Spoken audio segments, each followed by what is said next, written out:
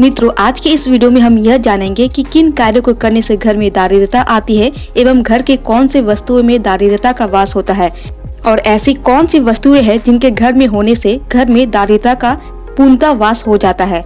मित्रों, यह मार्कंडेय पुराण है जिनमें वर्मा जी ने विस्तार पूर्वक यह बतलाया है कि व्यक्तियों के घर में दारिद्रता का वास किस कारण से होता है और ऐसी कौन कौन सी वस्तुएं हैं जिनमें पूर्ण रूप से अधिकार दारिद्रता का होता है। मित्रों, इसके पहले हम आपको बता दें, आप हमारे वीडियो देख तो लेते हैं लेकिन आप हमारे चैनल को सब्सक्राइब नहीं करते। आपसे अनुरोध करते हैं कि प्लीज एक वीडियो को लाइक भी कर दे और हमारे चैनल को सब्सक्राइब भी कर दे ताकि आपको ऐसी धार्मिक ज्ञान हमेशा मिलती रहे।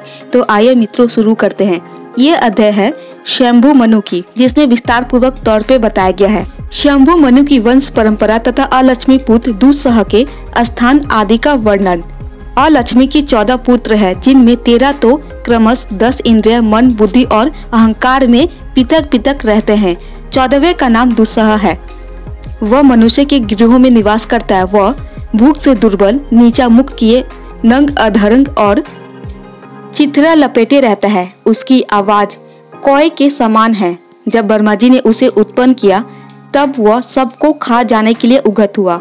वह तमोगुण का भंडार था और बड़ी बड़ी दाढ़ों के कारण अत्यंत विकराल जान पड़ता था। उसका मुंह फैला हुआ था, इससे वो और भी भयंकर जान पड़ता था। उसको आहार के लिए उत्सुक देख लोक पितामह वर्मा जी ने कहा, दुस्सह, तुझे इस संसार का भक्षण नहीं करना चाहिए। तू अपना क्रोध शांत कर, रजोगुण की कला त्याग और इस तामसी वृत्ति को भी छोड़ दे। दुस्सह ने कहा, जगदीश्वर, मैं भूख से दुर्बल हो रहा हूँ और प्यास भी मुझे जोर से सता रही है। नाथ, बताइए मुझे कैसे तृप्ति हो, मैं किस तरह बलवान बनूं तथा मेरा निवास स्थान कौन है जहाँ मैं सुख से रह सकूं। वर्मा जी ने कहा, बेटा, मनुष्य का घर तुम्हारा निवास स्थान है। अधर्म प्रयाण पुरुष तुम्हारे बल है तथा नित्य कर्म के त्याग से ही तुम्हारी पुष्टि होगी। मर्म, वर्ण और फोड़े तुम्हारे वस्त्र होंगे। अब तुम्हारे लिए आहार की व्यवस्था करता हूँ जिसमें किसी प्रकार की क्षति पहुँचती हो, कीड़े पड़ गए हो, कुत्तों ने दृष्टि डाली हो, जो फूटे बर्तन में रखा हो, जिसे मुंह से फूंक फूंक कर ठंडा किया गया हो, जो जूठा और अपक्के हो, जिसमें पानी छूटता हो, जिसको किसी ने चख लिया हो, जो शुद्धता पूर्वक तैयार न किया गया हो, जिसे फटे आसनों पर बैठकर भोजन किया गया हो, जो अपने समर्थिवती को नहीं दिया गया हो, विपरीत दिशा अथवा कोण की ओर मुंह करके खाया गया हो, दोनों संध्याओं के समय और नाच बाजा एवं स्वर ताल के साथ जिसको खाया गया हो, जिसे रजवस्तला स्त्री के द्वारा लाया खाया अथवा देखा गया हो, तथा जो और किसी दोष से युक्त हो, ऐसे कोई भी खाने पीने का सामान तुम्हारी पुष्टि के लिए मैं तुम्हें देता हूँ। इसी तरह और भी आगे बताया जा रहा है। मित्रों, जैसे यक्षमन, बिना श्रद्धा का हवन, बिना नहाए, बिना जल के अवहेलना पूर्वक दिया हुआ दान, जो व्यर्थ पड़ी हो अथवा फेंक दी जाने वाली हो, ऐसी वस्तु का दान और अत्यंत अभिमान से, दोष से, क्रोध से तथा कष्ट मानकर किया हुआ दान, इन सब का फल तुम्हें ही मिलेगा। कन्या का मूल्य चुकाने के लिए जो धन उपार्जन की क्रिया की जाती है तथा जो असत शास्त्रों द्वारा सम्मानित होने वाली क्रियाएं है, उन सब का फल तुम्ही पुष्टि के लिए तुम्हें देता हूँ। जो कार्य केवल धन कमाने के लिए किया जाता है, धर्म की दृष्टि से नहीं, तथा जो सत्य की अवहेलना पूर्वक अध्ययन किया जाता है, वह सब तुम्हारी इच्छा पूर्ति के लिए तुम्हें दे रहा हूँ। जो मनुष्य गर्भिणी स्त्री के साथ समागम करते, संदेह और नित्य कर्म का उल्लंघन करते तथा असत्य शास्त्रों के अनुसार कार्य या उनकी चर्चा करके दूषित होते हैं, ऐसे मनुष्य को दबाने की तुम्हें पूरी शक्ति होगी। दूसरा, जहाँ एक ही पंक्ति में 2 तरह का भोजन परोसा जाता हो, अतिथि सत्कार और बलि व्यस्त देव का उद्देश्य न रख कर केवल अपने लिए भोजन बनाया जाता हो, भोजन में भेद रखा जाता हो, अर्थात किसी के लिए अच्छा और किसी के लिए खराब बनता हो, और जहाँ घर में रोज रोज कला होता हो, वहीं तुम्हारा निवास है। जहाँ गाय घोड़े आदि वाहन बिना खिलाए पिलाए बांध दिए जाते हो, और संध्या के पहले ही जिस घर को धो बुहार कर साफ नहीं किया जाता हो, वहाँ रहने वाले मनुष्य को तुमसे भय प्राप्त होगा। जो मनुष्य बिना व्रत के उपवास करते हुए जुए और स्त्रियों में आसक्त रहते, दुस्सह वचन बोलते और विडालवर्ती होते, बिल्लियों की तरह ऊपर से साधु बनकर छिपे छिपे अपना उल्लू सीधा करते हैं। वे सब तुम्हारे उपकारी हैं जो ब्रह्मचर्य पालन की बिना अध्ययन और विद्वान हुए बिना ही यज्ञ करते हैं, तपोवन में रहकर भी ग्राम्य विषय भोगों का सेवन करते और अपने मन को जीतने का यत्न नहीं करते, तथा जो ब्राह्मण, क्षत्रिय, वैश्य एवं शूद्र अपने अपने कर्म से भ्रष्ट होते हैं, ऐसे लोग परलोक की इच्छा से जो भी चेष्टा करते उसका सारा फल तुम्ही को मिलेगा। एवं यक्षमन, तुम्हारी पुष्टि के लिए और भी उपाय बताता हूँ, सुनो।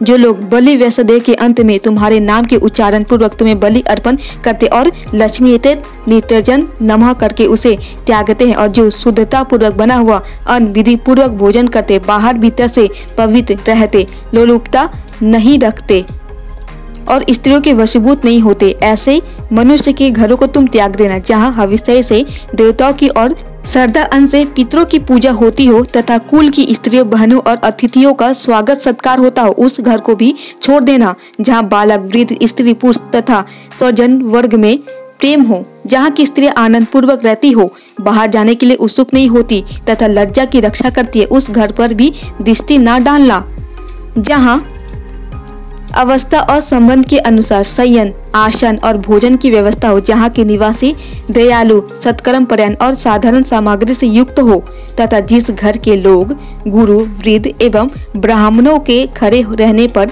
स्वयं भी आसन पर ना बैठते, वह घर भी तुम्हें छोड़ देना चाहिए। देवता, पितर, मनुष्य और अतिथियों के भोजन से बचा हुआ अन्न ही जिसका भोजन है, उस पुरुष के घर में भी तुम पैर न रखना। जो सत्यवादी, क्षमाशील, अहिंसक, दूसरों को पीड़ा न देने वाले तथा दोष दृष्टि से रहित हो, ऐसे पुरुषों को तुम छोड़ देना। जो अपने पति की सेवा में संलग्न रहती, दुष्टा स्त्रियों को साथ नहीं करती तथा कुटुंब के लोगों एवं पति के भोजन करने से बचे हुए अन्न को ही खाकर अपने शरीर का पोषण करती है, ऐसी स्त्री को भी तुम हाथ न लगाना। एवं जो सदा यज्ञ, अध्ययन, वेद अभ्यास और दान में मन लगाता है, यज्ञ कराने, शास्त्र पढ़ने तथा उत्तम दान ग्रहण करने से ही जिसकी जीविका चलती है, ऐसे ब्राह्मणों को भी तुम त्याग देना। दुस्सह, जो सदा दान, अध्ययन और यज्ञ के लिए उद्यत रहता हो और अपने लिए उत्तम एवं विशुद्ध शास्त्र ग्रहण की वृत्ति से जीविका चलाता हो, उस क्षत्रिय के पास भी तुम ना जाना। जो दान, अध्ययन और यज्ञ इन तीन पूर्वोक्त गुणों से युक्त हो और पशुपालन, व्यापार एवं कृषि से जीविका चलाता हो, ऐसे पाप रहित वैश्य को भी तुम त्याग देना। यक्षमन, जो दान, यज्ञ और द्विजों की सेवन तत्पर रहता और ब्राह्मण आदि की सेवा ही जीवन निर्वाह करता हो, ऐसे शूद्र का भी तुम त्याग कर देना।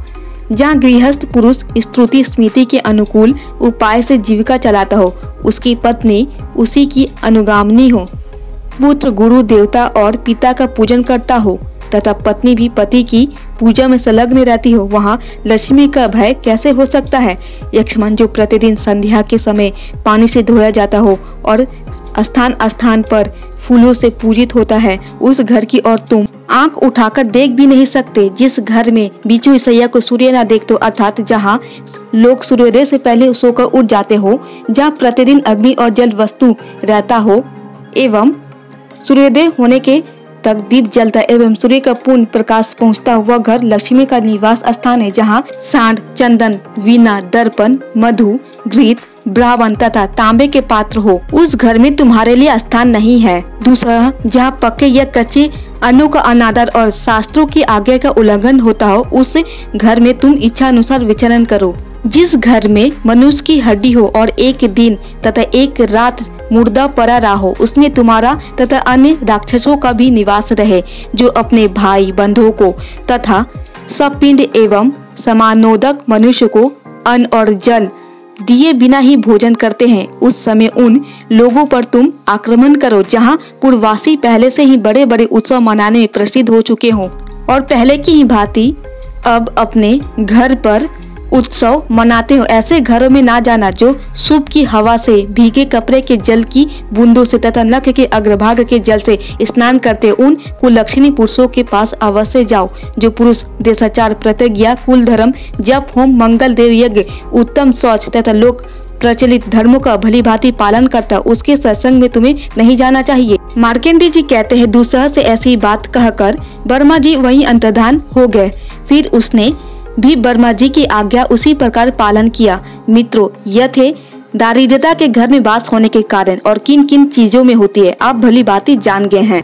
इसीलिए मित्रों, आप अपने घरों में अवश्य ध्यान दें कि किन किन चीजों में दारिद्रता का वास होती है। ये अच्छी तरह जानने के बाद भी यदि आप इन नियमों का पालन नहीं करते हैं तो आपके घर में दारिद्रता का वास हो जाएगा। मित्रों, यह छोटा सा ज्ञानवर्धक वीडियो अगर थोड़ा भी आपको पसंद आया होगा तो प्लीज आप हमारे चैनल को सब्सक्राइब कर दे और वीडियो को एक लाइक भी कर दे। इसी तरह आप हमसे जुड़े रहें ताकि शास्त्रों की सही जानकारी आपको हमेशा मिलती रहे।